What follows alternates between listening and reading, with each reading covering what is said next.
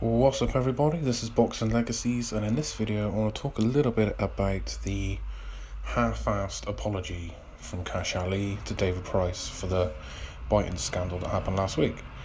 I don't believe a word that comes out of this guy's mouth in regards to an apology.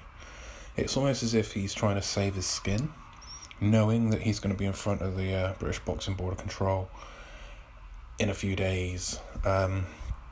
So I think this apology is just a weak attempt to show remorse for what he has done. In the apology, he said that, he understands, that everyone's looking at him like a villain and that he's ashamed of what he's done and things like that. But I personally don't believe he's ashamed of what he's done. Do you know what I mean? In the statement, he came out and he said that he was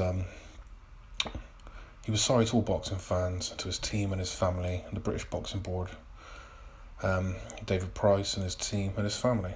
He was hugely embarrassed for his actions and the way that the whole fight unfolded, and that the occasion got the better of him, and those who know him, including David, can testify to that his behaviour, and it's like, well, I don't know, the way he was in the build-up, the things he was saying in the build-up. Yeah, but David Price wasn't innocent in the press conference. Let's be fair. He was using quite a few expletives, and he was giving back as good as he got. But to use the occasion got the better of me, and it was because I was on the big stage and things like that. It's absolute lies. It's absolute lies. What other people, what other heavyweights, what other boxers? There isn't many, but you could probably name them on one hand that bit people after the occasion got the better of them. It's not an excuse. You cannot use it as an excuse. If you can't handle the pressure, and it wasn't even the biggest of audiences. If you can't handle the pressure on an undercard fight and you end up biting your opponent a few times, let's be fair, it wasn't just the once. I noticed him biting him on his arm, like shoulder area, earlier on in the fight. So obviously it wasn't just the once. If you can't handle the pressure on that big stage, then you shouldn't be fighting on that big stage, period. And I totally agree with Tony Bellew on what he said, and I personally believe that he should have his licence revoked indefinitely. And I don't think he should be able to box professionally, especially on TV, in those kind of arenas again. Do you see what I mean? It's just not acceptable behaviour. There's hundreds of boxers out there that would love the opportunity to be where KASH was during that fight, and he's abused that privilege. He's abused the right to be in that ring again.